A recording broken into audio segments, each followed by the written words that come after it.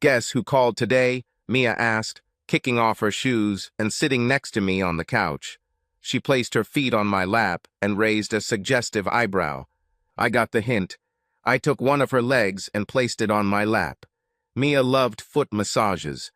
Her feet always hurt from the high heels she wore in the law office where she worked as a paralegal. No amount of coaxing could get her to wear flat shoes. She said that this sacrifice was worth the self-esteem she received, looking fine. Funny parodying the accent, she laughed and said, "This is boo important. How do I feel okay?" Forcing my thoughts back to her question, I replied, "No idea." I ran my hand over her toned calf, squeezed it, and slowly moved my hand down to her foot. My wife of 30 years, to whom I had been married for 5 years, purred, "Oh, that's nice. Oh, Courtney Barnes. You remember her, don't you? We met her and her husband Jake at dance class at our gym." Oh yes, I thought. Our famous dance lessons are enough once and for all. Mia and I thought learning to dance would be fun. We talked about this forever. Then, last month, we found out that our local sports center was offering inexpensive courses. We signed up, went to the introductory class, had a great time, and, unfortunately, never returned. Subsequent class schedules conflicted with our work schedules and caring for our 2 young children. Not a complete failure.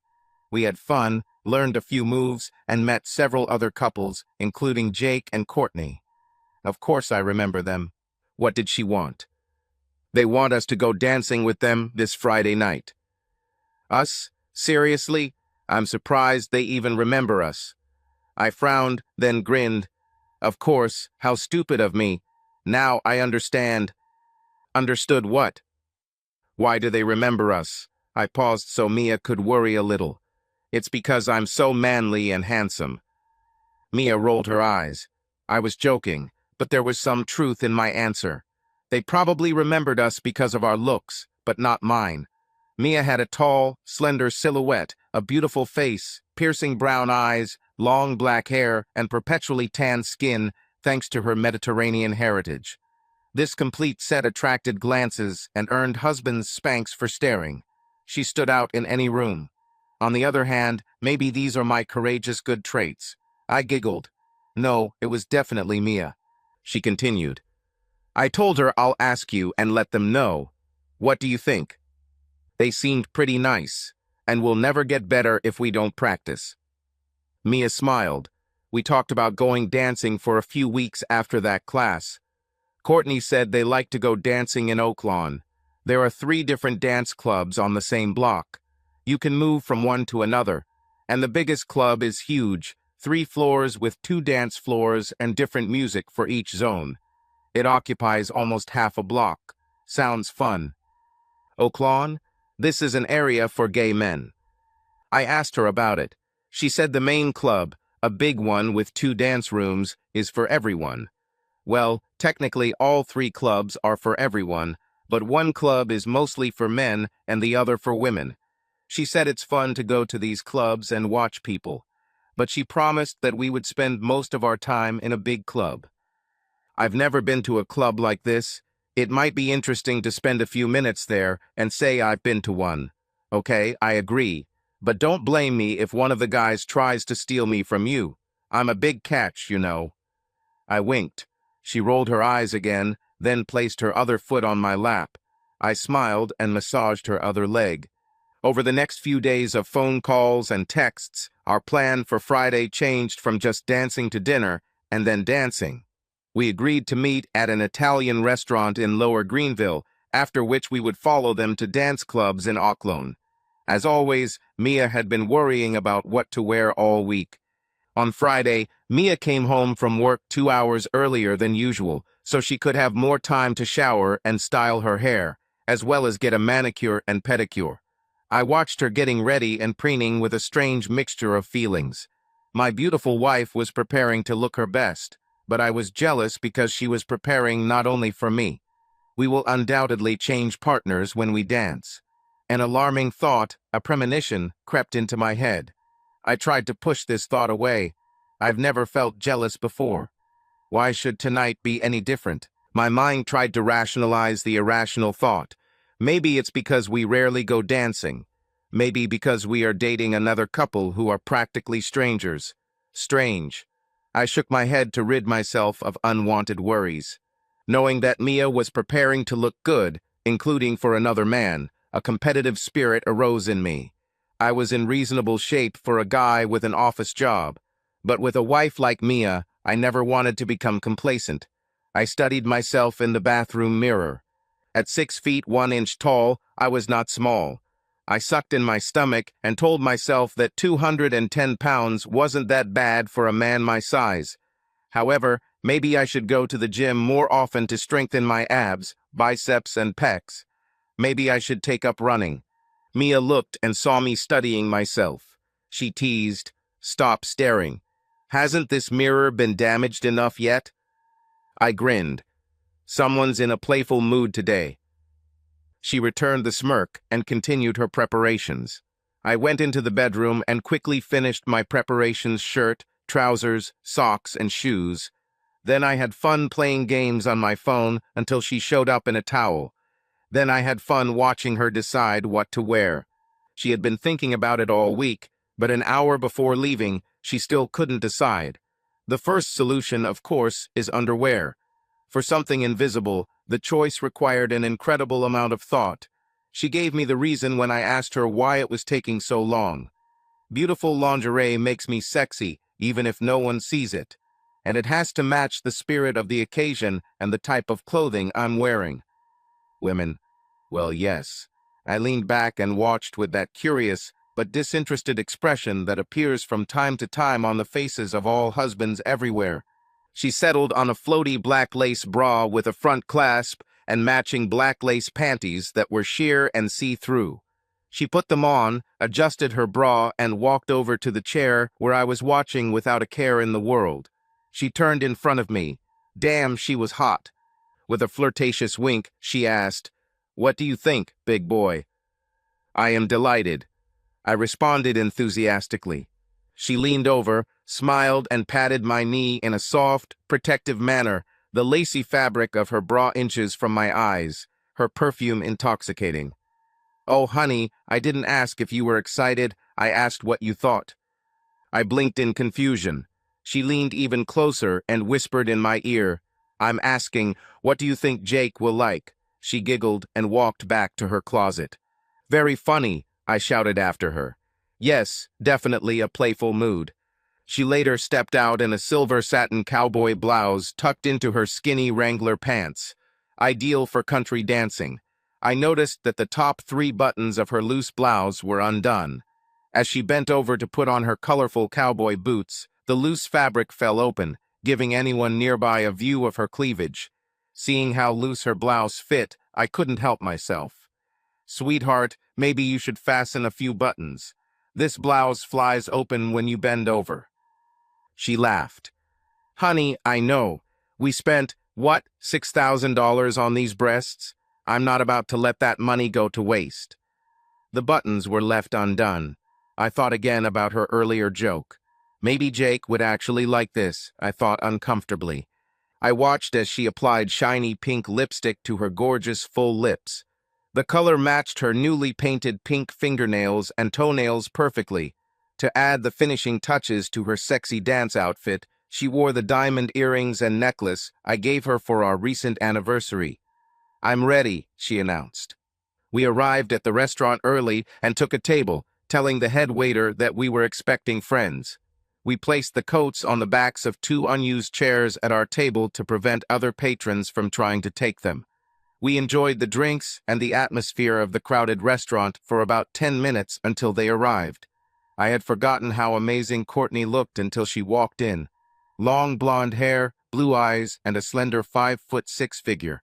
Not at all like my 5'4", snub-nosed, brown-eyed, dark-haired Italian wife. Jake was also quite attractive. Also fair, about 5 feet 11 inches tall, he was shorter than me, slender and fit. They were about our age, in their early 30s. They looked like a good couple. "Don't stare," Mia warned, seeing my eyes glued to Courtney. They sat down. We exchanged greetings. Jake took the lead, as he would do all evening. "It's good to see you guys. It's a shame you couldn't finish your dance classes. Scheduling conflicts, I noted with a shrug. Courtney and I really wanted to get to know you better, but I guess that's what we'll do tonight. He smiled. So, Mark, you work for Texas Instruments, right? Yes. Software, mostly missile navigation systems, classified materials. I could tell you more, but then I'd have to kill you. It was a hackneyed joke, but in my case, it was partly true. Everyone laughed. I returned the question to him. And you, Jake? Well, I recently bought a used car dealership. It's on I-30 in Mesquite. Oh, really? My uncle is a used car dealer. Sometimes I go with him to the wholesale auction in South Dallas. He signed me up as a driver to drive cars to his lot. I love it. I'm a car guy. These auctions are what it is. With something. Jake laughed. The first time I went to one of them, I was afraid to move. If I got an itch, I stood there and endured the itch, too afraid that if I scratched it, I'd become the proud owner of a beat-up station wagon. I looked at Mia. She seemed pleased that the conversation was going smoothly. She took a sip of wine and smiled at me. I looked at Jake again. You said you recently bought a car dealership, and before that? Courtney laughed and looked at Mia. You'll never guess. What is it with women and guessing? I give up what? I answered with a smile. Courtney laughed again, waited a moment to build tension, and blurted out, he was a Baptist minister. My jaw dropped. Surprise was visible on my face. On Mia's face, too. Personality Jake, for the short time that we knew him, was far from spiritual. This is crazy, isn't it? Courtney said, laughing. I mean, he's not even religious. Neither of us are religious. But it was an easy life. I looked at Jake. He shrugged, grinned, and admitted, like she said, it was a way to make money. I needed a job, and I saw an ad for a minister at a small evangelical church. I thought, I can do this. I walked in, told them that I'm an ordained priest, and got the job. Fake it till you make it. That's my motto. I knew it wouldn't last, but for a while it was. He and Courtney laughed again. Courtney explained, Jake is a natural showman, charming as hell. That's one of the things that attracted me to him. She touched his hand. He preached like no one else. She paused to emphasize the irony of her words. He struck his Bible, jumped from the pulpit, walked into the ranks, and looked the congregation straight in the face. He warned them not to blaspheme, threatening the eternal fire and brimstone, the wrath of Almighty God. Then he smiled and gently promised sweet salvation to those who showed their love for Jesus, measured, of course, by their donations to the church. He is a born showman and loved theatrics. He can be so charming and disarming. He can make people say yes before they even hear the question. She looked at him lovingly. He winked. She finished. Now he's using that charm to sell cars. Quietly, I wondered about the character of an irreligious used car salesman who doesn't mind pretending to be a man of God for the sake of making money. Apparently, he doesn't care what he says or does to get what he wants. I decided that I would buy my used cars elsewhere. Courtney seemed devoted, almost deferential, to continue the religious theme to her husband. She looked at Jake, happy that he was the center of attention, while she played the role of his #1 fan. Her gaze finally returned to us. I work as an accountant at a car dealership, she added, taking a sip of her drink. We learned that they were both from Dallas and got married right out of high school. We told them about my West Texas heritage and how I met Mia 4 years ago in Lubbock at a regional Toastmasters conference. Mia and I both struggle with public speaking, I explained. Apparently not a problem for Jake, I thought, imagining him walking through the aisles of the church, shouting parables to a room full of parishioners completely unaware of his apocryphal beliefs and behavior. We explained that Mia was from Plano, where we now live. She has many relatives in the area, and they are all very close to each other. Italian families, they need to be loved. Mia mostly listened. Of the 4 of us, she was the most reserved when she was sober. Sobriety is key. She had an almost split personality, quiet and conservative when sober, wild, dancing on tables after a few too many drinks. She always regretted the loss of control. She's apologized to me several times over the years for awkward antics, most of which I found more funny than boring. She tried to moderate her drinking. Unfortunately, part of her loved drinking, despite the effect it had on her. A deeply social creature, she loved to go out, relax with alcohol, listen and laugh, be at a party, or, if drunk, her very soul. Sometimes her caustic humor manifested itself through some funny remark, inserted seemingly at random, reminding everyone that, despite her restraint, the girl in the corner was very much following events. The conversation became animated and then died down. Mia and Courtney talked to each other for a while Jake and I had our own conversation. All in all, a fairly normal introductory meeting for two couples. At least that's what I thought then. After dinner, we went outside to the restaurant parking lot. I whistled when I saw the car Jake arrived in. "Damn it," I exclaimed. "Is this a Plymouth Barracuda?" Jake beamed. "A fully restored 1971 Cuda. Cost $14 just to paint. It's a true plum crazy color, the most popular color for this model. 6 coats of varnish on top to get that deep shine. She's my pride and joy. I fucking love that car." Courtney intervened. "Don't ask Jake to choose between me and this car. I don't want to know the answer," she said, laughing. "I display it on the podium in front of the car show all day. It attracts a lot of curious people, but it is not for sale. I am the only one who drives this miracle." After that little introduction to his other love, Mia and I took our car and followed Jake and Courtney into the parking lot a block away from the clubs. After we paid for parking, we began a short walk down the street. We had only walked a few steps when Jake stopped us. "I have a new security system that I sell at the car dealership, and of course I installed it on my Cuda. Look." We watched until a couple walked past his car. Jake pressed the button. A loud male voice connected to large external speakers boomed, "Get away from the car." The pair jumped back. Jake burst out laughing. He insisted that we wait until the other couple approached the car. Jake pressed the button twice, and a voice boomed, "Move away from the car. The police will be notified." Again, the pair jumped back. Jake burst out laughing again. "Does this system actually call the police?" I asked. "It's a 71 muscle car, not a Tesla. There's no computer or anything, just a few motion sensors that activate a recorded message. It's not that advanced." Courtney laughed. "It's like the fancy security system Jake installed at the car dealership. A bunch of old cameras he bought at a thrift store aren't connected to anything. Hey, people can see the cameras. That's enough. Connecting them to a central computer with a monitor and a recording system would cost too much. No need, like with this machine. Look, there's another pair coming here. I have 2 more phrases recorded." "Show us later," I replied, rubbing my hands. "It's cold." Jake seemed disappointed that I didn't want to wait in the cold January wind to watch more innocent bystanders get scared by his car. Courtney gave him a look colder than the north wind. He took the hint, reluctantly removed the keychain, and we moved on. As we walked, Jake regaled us with stories about life at a used car dealership. He mentioned that last week his worker went to get a free car wash for a client. While leaving the car wash, when the glass was flooded with water, the worker drove into a pole. "There's no monopoly on incompetence," he said, laughing. "We're still arguing over whose insurance will pay for what."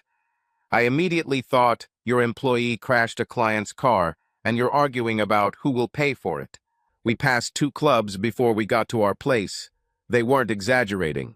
The place turned out to be even larger than I expected. We took a quick tour to see both dance areas, each of which had a second floor with a balcony from which to watch the dancers. In addition to the 2 main 2-story dance areas, there was a more intimate lounge area on the 3rd floor. The second floor around the balcony was mostly for observation and had small tables along the walls. The second floor also contained DJ booths for each dance floor, from where DJs could watch the dancers, assess the atmosphere, and adjust the music to the tastes of the audience. Jake told us that they had been to this club several times and became friends with one of the DJs. The first floor was occupied mainly by those who planned to dance a lot. We chose a booth on the first floor of the venue where the DJ played mostly country western and slow pop that was easy to dance to. A crowd filled the tables near the dance floor, forcing us to sit some distance away and down the hallway. We could hear the music but didn't see the dance floor itself. We took off our coats and settled into a cozy booth. The waitress appeared. Jake insisted on ordering a magnum of champagne at his expense to celebrate meeting new people. After he ordered champagne, we chatted, mostly about dancing. "We were sorry you quit," Courtney told us. "Kids, work, too many conflicts," I said with a shrug. "What did we miss?" Courtney and Jake told us about their attempts to learn waltz, swing, and salsa. "I love salsa," Jake put in with a wink. "Why am I not surprised? The champagne has arrived." "They put a lot into those 5 subsequent sessions," Jake volunteered. "Today we'll show you everything we can remember, right, Courtney?" "Of course," she agreed. "We need practice too. Actually, Jake, why don't you show my something right now? It's a good song they play." Jake looked at his wife and left the booth. He extended his hand. "Can I ask you to dance?" he asked my wife. She looked at me. I shrugged and stood up to make room for her. She slid outside and took Jake's hand. The two of them walked past several tables and booths, turned right at the corner, and headed toward the dance floor. "Would you like to dance?" I asked Courtney as she took a sip of her drink. She took a sip and replied modestly, "Yes, but I'd like to wait a little while for dinner to settle down, if that's okay." "Of course," I replied. "So tell me, what do you like besides dancing?" Courtney smiled and started telling me about her yoga practice. While we were talking, a lady our age walked past us, stopped, and squealed, "Courtney." Courtney looked up and squealed back, "Emma." Courtney jumped out of the booth. The two friends hugged and started talking at 90 miles an hour. I realized that they were school friends from the distant past. Emma told Courtney that she and a few other old friends were upstairs. Courtney turned and asked, "Do you mind if I go see my friends? I haven't seen them in ages. Jake and Mia should be back any minute." Their joyful anticipation was comical. Of course, I'll be fine." Both friends rushed upstairs. I looked around the booth. Here I sat, alone. Not completely alone. I had company of all our things. 4 coats, 4 drinks, a magnum of champagne, 2 handbags with their contents, identification, credit cards, and money, and hundreds of strangers around. I sat alone and silently sipped champagne, and he drank, and he drank, and he drank. I played on the phone, fidgeted, and waited, and I waited, and I waited, and he fidgeted. An hour and 40 minutes later, I exhaled a huge sigh. "What the hell? Jake and Mia should be back any minute," she said. "Yes, sure. And you were supposed to be back soon, too. Where the hell is everyone? Jake and Mia went dancing. Then you went to your friends, and no one came back. This fucking sucks." I was trying to understand why everyone was still missing. Imagining myself in Mia's shoes, I thought she was having a great time learning to dance with Jake, and probably thought I was having fun hanging out with Courtney, or perhaps dancing with Courtney like she did with Jake, so I could almost forgive her for being away for so long. Not quite, but almost. Courtney, on the other hand, probably thought Jake and Mia were keeping me company while she caught up with old friends. It was still damn rude to be gone for so long, but to give her a little excuse, she probably never assumed I was alone. So, as angry and annoyed as I was, I could see some justification for the circumstances that led to me sitting alone. There's not enough excuse to stop my anger. An hour and 40 damn minutes? In desperation, I took Mia's bag. I took out her wallet and phone and put them in my pockets and hid the bag under her coat. I reached across the booth and grabbed Courtney's bag, stashing it with Mia's. I took Courtney's and Jake's coats, folding them on top of Mia's coat so that Jake's large coat partially hid the rest of the stuff. I stood up, holding my coat on my arm. "Sorry," I said to the guy sitting at the nearest table. Could you keep an eye on our things while I go to the toilet? My friends will be back soon. And please help yourself to the champagne. Cool, he replied, standing up to pour himself a drink from the Magnum Jake had bought. No problem, he promised. I wasn't too sure there would be anything left when I returned. But by bribing with his champagne and saying that someone would come soon, I might have saved our things for a while. I found selfish satisfaction in the fact that the things left behind mostly belonged to Jake and Courtney. After sitting alone looking after their coat and bag for an hour and 40 minutes, if their belongings suddenly disappeared, it would be on them. I walked down the corridor and turned the corner. I still couldn't see the dance floor. There was a soft crew around the dance floor, supported by a dense wall of people talking and relaxing between dances. Making my way through the crowd, I reached the railing and craned my neck to focus the attention of the many heads in search of a familiar face. Nothing.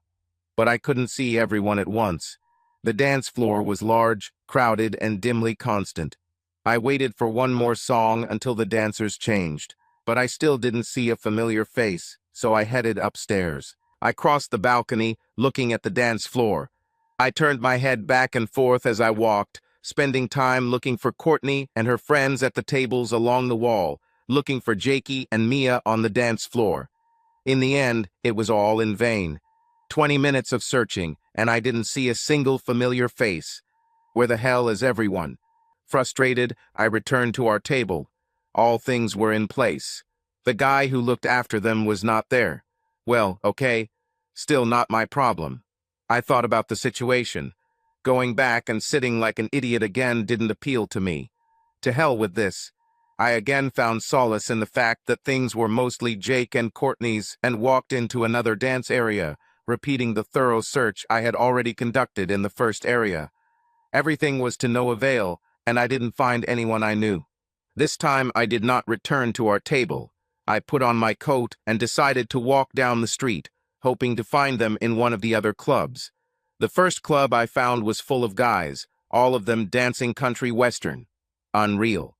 I don't know what I expected to see in this club, but guys in jeans, boots, and cowboy hats dancing country western with each other was not what I expected.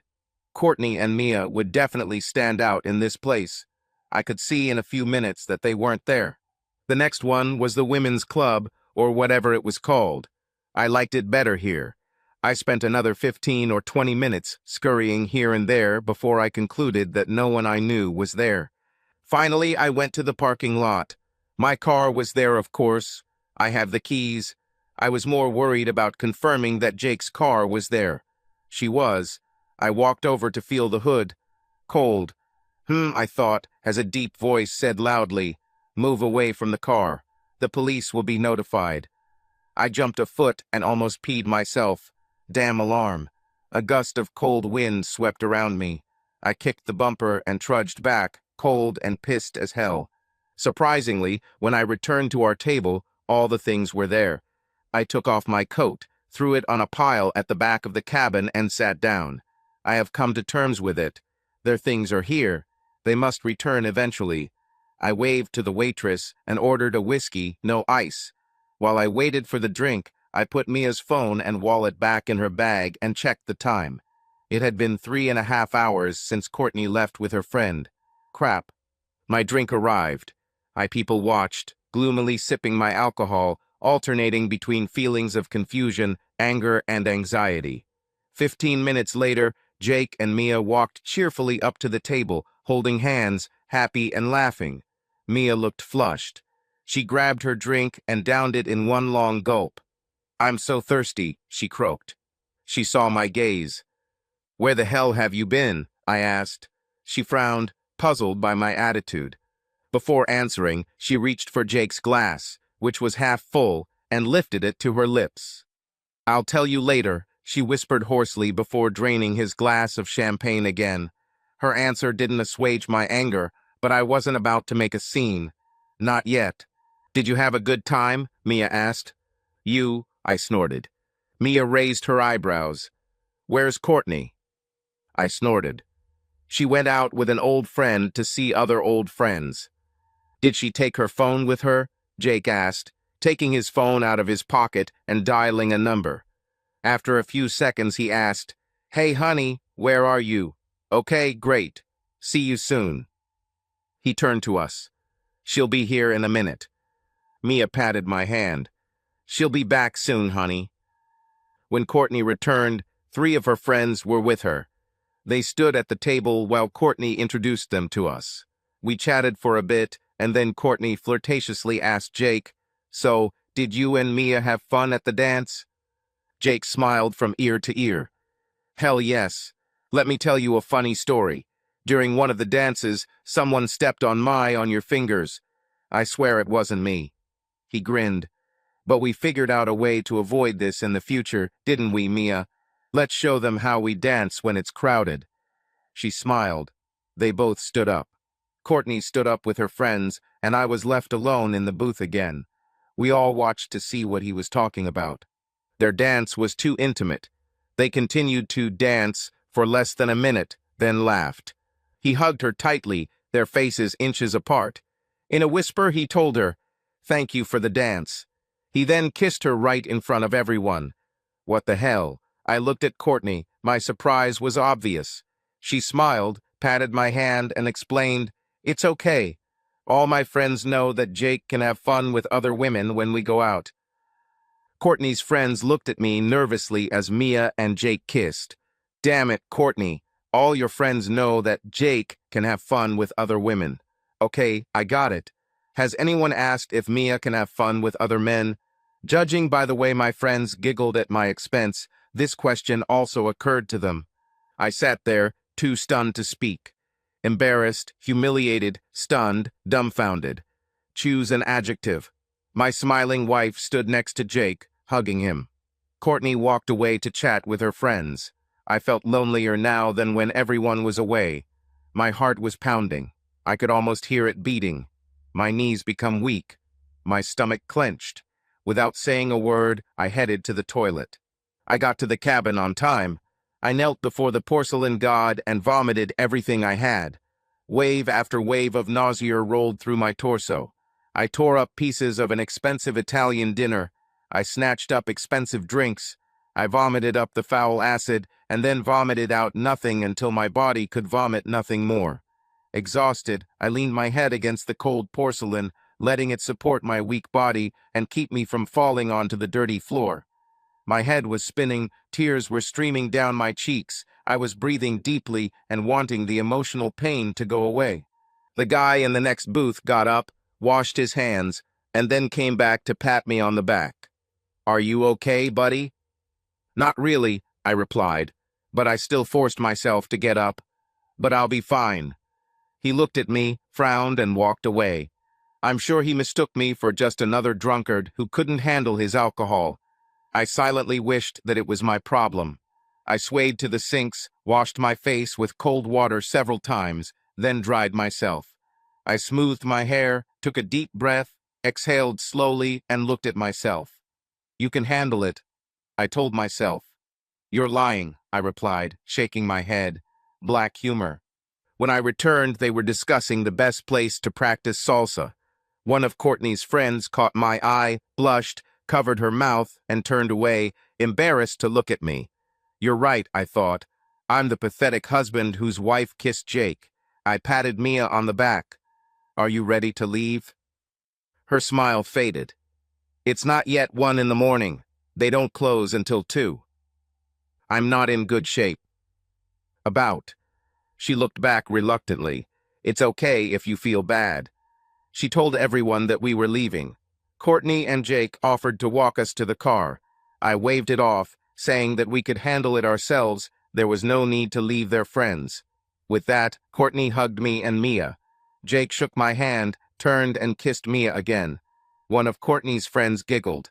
I turned away, ashamed that anyone could see my face. After they separated, Mia whispered, "Wow," blushed and waved goodbye to everyone. Now everything was over, except for the showdown, as they say, and there was a lot of clarification. Mia had no idea how big this revelation would be. Me too. At the moment, I was furious. Time and the answers to the questions will determine how long I will remain angry. I've learned my lessons not to jump to premature conclusions without all the information. Honey, could you drive the car? I asked as we approached the parking lot, handing her the keys. Are you so sick that you can't drive? I'm so sorry. Of course. Yeah, I think I'll lay back and close my eyes and let my stomach settle. As if it were possible, my stomach felt like I had suddenly been punched in the stomach by George Foreman. I wanted to rest, sleep, and escape from this nightmare, but rest and sleep were far away. My mind began to swirl, bouncing from one thought to the next like rocks bouncing across the surface of a pond. Before rest could come, I needed answers. First of all, why the hell did she spend 4 hours alone with Jake?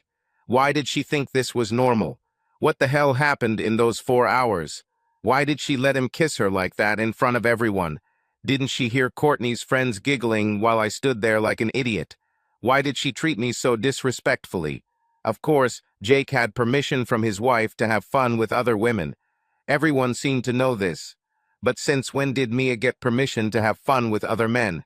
I don't remember us having that conversation, and I think I would have remembered it. A few minutes later, she asked, "Dinner wasn't digesting well?" That's not the point. I already tore everything out. What? When did this happen? I started feeling sick a few hours ago. I only started vomiting right before I asked you to leave. Oh, honey, I'm so sorry. She reached out to take my hand, her eyes still on the road. So, tell me, I asked, did you like it? She looked at me. Oh God, it was so wild. I'm sorry you're feeling bad, but I had so much fun. Really? Tell me. Okay.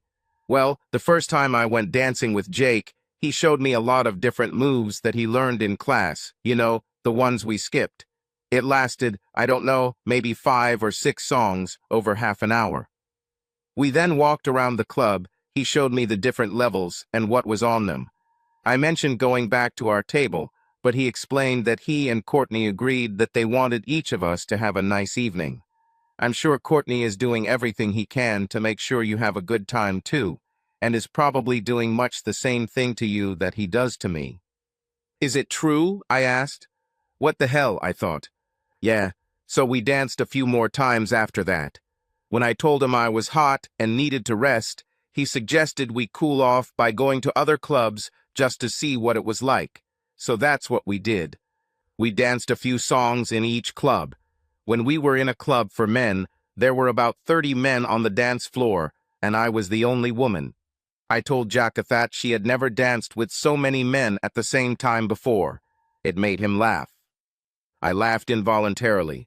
Yes, it's Mia's style, sharp-tongued. Did you like the clubs? That was interesting.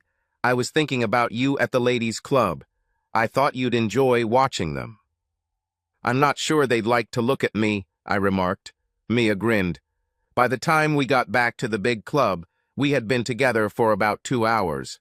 I was cold while walking, and Jake immediately took me out onto the dance floor to warm up. A slow song came on, and we seemed to be swaying in one place. That's when he told me that he and Courtney were switching partners. What? I was in shock. My jaw dropped. She looked at me. You look surprised. He said you, and he discussed it at dinner, and you said you were interested. I turned my head. He mentioned a couple from the sports center who were also doing it and asked what I thought about it. I said that what consenting adults do is their business. I may have used the word interesting. He never said it was him and Courtney. Oh, really? Well, anyway, he told me that he and Courtney decided on the way here that since you're okay with it, if I'm interested too, he'll make sure I have fun with him while Courtney has fun with you. He explained all this. And since you and I have already talked about this. Wait, when did we talk about this? Oh, honey, remember after that New Year's party? When did you and Jim celebrate New Year's? Honey, he danced with me when the countdown started and... You kissed him because he held you at midnight. Of course I remember. That's right, love. We agreed at the time that it wasn't a big deal, and we could try it if we found the right match, and everyone agreed, right? Yes, we said that a couple of years ago. So when Jake told me that you talked to him about it, and you were okay with it, I wasn't that surprised. I mean, when you first saw Courtney at the restaurant, I practically had to lift your chin to close your mouth. Remember, I told you not to stare. I remember, I admitted reluctantly, understanding where her thoughts were leading. I immediately understood why you agreed to do this with them. She's like your dream girl. So it seemed like everyone was already on board and the decision was up to me. She looked at me and grinned, and you know how charming Jake is. This guy is really seductive. Despite all my hatred for him, I could not deny that he could sell ice to the Eskimos and charm a snake from its skin, or sell a god he didn't believe in to the gullible souls of ordinary Christians. I snorted. Mia looked at me curiously, not knowing what my snort meant. She shrugged. I didn't say, of course, let's all get into bed together. But I didn't say no. When the song ended, he asked me if I wanted to see his secret kissing room here at the club. What? I asked, as if my jaw had broken again. She grinned. That's exactly what I said, she laughed. He took me upstairs to the DJ booth. It turned out that the DJ was a friend of his. In the back of the booth, behind the DJ, there is a sofa and a coffee table where the DJ can relax between sets. No one can see him, well, except for the DJ, of course. Of course, I agreed dryly. We sat on the couch and talked to the DJ for a bit. His name is Michael, by the way. Then Jake reminded me that this is his kissing room. She giggled and glanced at me. She changed lanes to overtake a slow-moving car. We were only a couple of miles from home. Since no one saw us, we became a little more aggressive than on the dance floor. What do you mean? I asked. She looked at me and winced, as if she was reluctant to tell everything. But she also seemed ready to burst with desire to share with someone. And she told me. A few minutes later, she turned into our driveway, waited for the garage door to open, and drove inside. She turned off the engine. We sat in silence, interrupted only by small clicks and the crackling sound of the cooling engine. Before we go in, Mia suggested, I've been talking a lot about my night. Tell me about your time with Courtney. You had as much fun as Jake, and I did, at least before you got sick. Funny you should ask.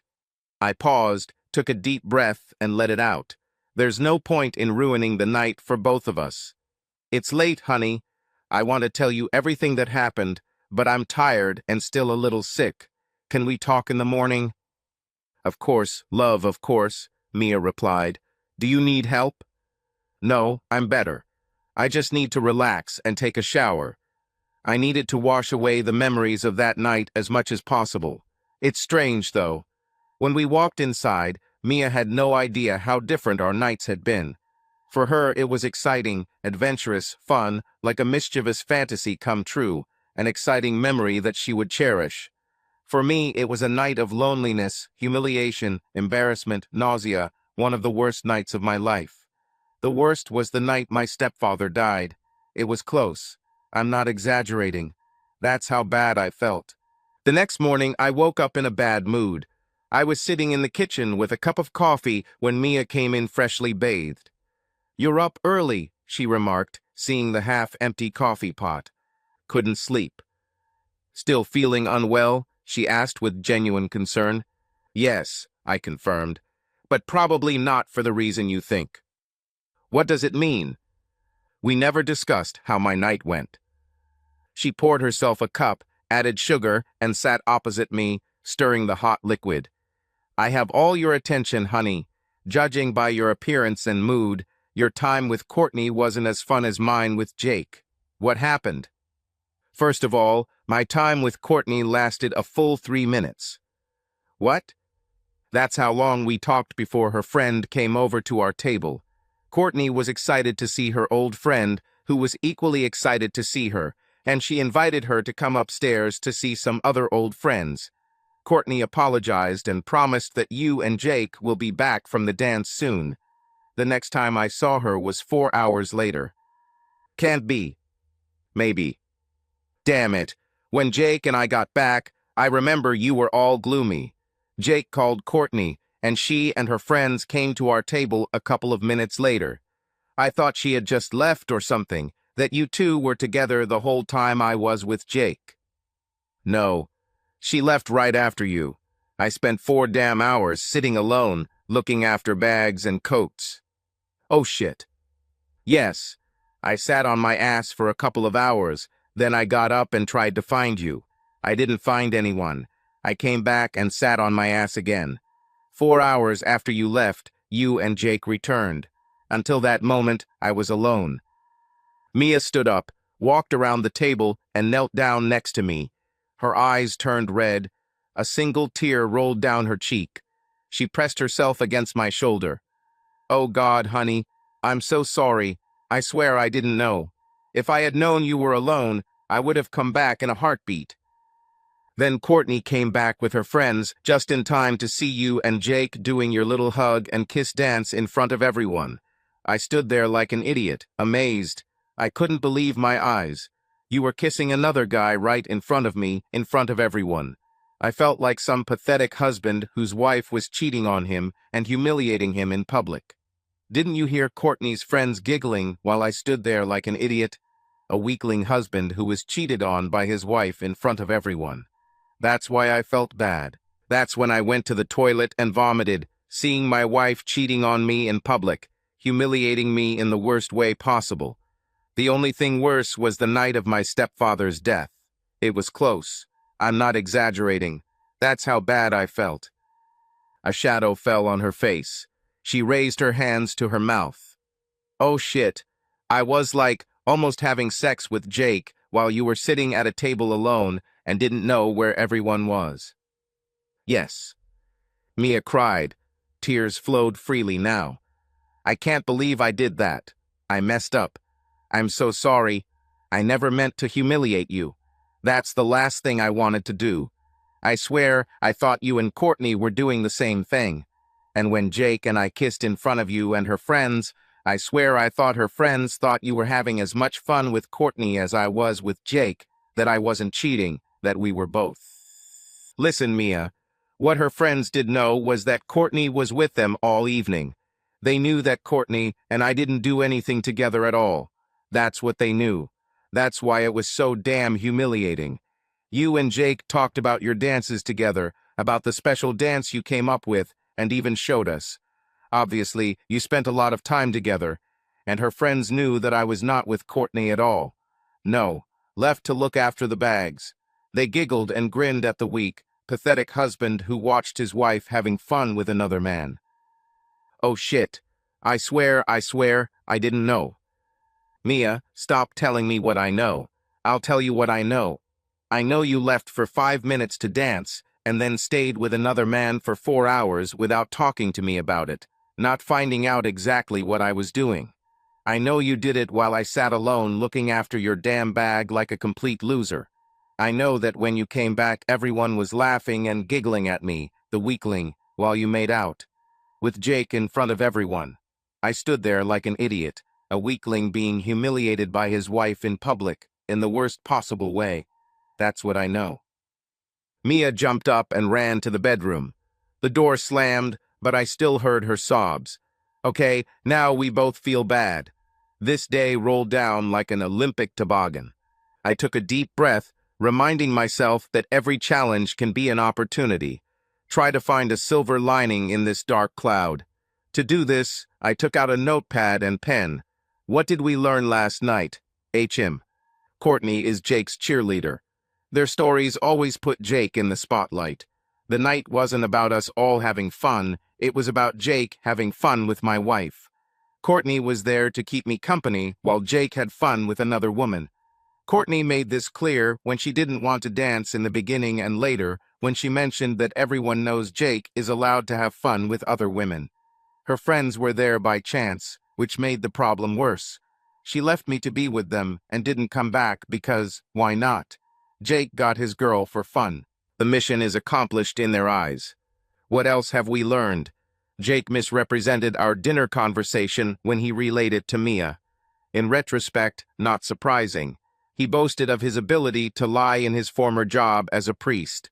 He lied to get the job and didn't care if he preached the truth. Then he lied to me, saying that I agreed to exchange partners for the night. Jake is a deceitful, treacherous, low-life woman stealer. Understood. We learned that Jake loves cars in general, and his precious 71 Kudu in particular. And we found out that his stupid alarm system doesn't have cameras. This might come in handy. We learned that under certain circumstances my wife is ready to exchange partners for dancing, kissing, and little else. Our previous conversation about this possibly happening was theoretical. Now we know that this is definitely possible, at least for her. She bought into Jake's chatter and enjoyed it. Even though I was upset with myself, I was still happy for her, and the joy and emotion she exuded as she told me about her evening. My night was a complete disappointment, culminating in me being dazed and humiliated. But Mia is right about my initial attraction to Courtney. If things had been handled differently, if the evening had been planned with everyone agreeing to the exchange from the start, and there had been no unexpected girlfriends, perhaps we would all have gone home happy. I mulled over the possibility and decided that, maybe yes, I would definitely be for it. Time to talk. Mia, can I come in? I heard sobs and a muffled yes. She lay curled up in a fetal position on the bed, one pillow under her head, the other pressed against her body. I lay down next to her. Do you still love me? She asked through sobs. Of course I do. I'm angry about last night, but my anger comes from the many things that combined to make this night terrible. The one mistake you made was only a small part of what happened. She turned her head to look at me. Yes, the way I see it, you made one mistake. You trusted Jake and Courtney. Everything you did was a result of your trust in others. You believed that Courtney would be with me. Why not? Who would leave someone who was invited for an evening, no less? No one does that. Of course, you trusted that Courtney was with me. You trusted Jake and his skill in deception. You believed what he said. You are a very kind person who trusts others. Is it really bad? I would rather be with someone who is too trusting than with someone who cannot be trusted. You are still the woman I love. I kissed her forehead and hugged her. I'm so sorry you had such a terrible evening, she whispered. We lay there, silently hugging, for several minutes. Despite what happened to me, I'm glad you enjoyed it so much, I whispered. Is it true? Of course. I wish I could have fun too, but I enjoy seeing you smile, seeing you light up. You were literally bursting with the desire to tell me everything that happened. That sparkle in your eyes lit up the car. She sat up and wiped her eyes. I sat down too and took her hands in mine. I love you. I want you to always be happy. Seeing the joy on your face brings joy to my heart. Mia squeezed my hands. I don't want to be the only one having fun, and I would never want to hurt you. I want to see joy on your face too. I hope you know that. I smiled. I made a list of what I learned last night. This caused a little laughter. You and your lists, she smiled. Yes, me and my lists. Well, there was one very interesting item on this list. Which? I lay down on the bed and pulled her towards me. I rolled over onto her. Looking into her eyes, I said, I've learned that my sexy wife is truly open to partner swapping if we find the right match. She blushed. I smiled, seeing how quickly her cheeks could turn red. So, I said, I thought, if we can plan this together and get everyone really on board, we might have fun times ahead. I raised my head and looked into her eyes. She giggled. I raised my head to speak. Let's imagine how last night might have gone. She frowned. Not with Jake and Courtney. Let's pretend it was, say, David and Julie. Mia raised one eyebrow and smiled. Do you think they would change? No idea, but I know you like David, and I won't kick Julie out of bed. We both laughed. So, let's imagine what could happen if we went there with David and Julie, okay? Let's replace the memory of last night with a new one that we can come up with now. I imagine. Tell me, what happens when we get there with David and Julie? I told her the plan, and then we made love. Can I take that as a yes? I asked, laughing. She responded with a giggle and nudged me in the side. I continued. Seriously, love, we can leave this as pillow talk, or if you want, we can see if David and Julie want to go dancing. I'm ready either way, I said, looking at the ceiling. You find their number, I'll make a call. I laughed. She giggled. Then she rose up on her elbow and looked into my eyes with a thoughtful expression. Are we okay now? I gently ran my hand over her cheek. We've never been better, honey. 3 weeks later, Jake returned from lunch. He stopped as he passed his beloved 1971 Cuda with a $14 dozen plum crazy paint job. What the heck? He shouted. His assistant ran out. Together, they examined the long scratch that ran from the front bumper to the driver's side taillight. His assistant could not explain what happened other than people were looking at the car, and as always, the voice alarm went off several times. Crap, take it, Jake shouted into the air. He stomped his foot, turned around, and shouted with rage. We'll still have to pay someone to connect these damn cameras. Life is beautiful.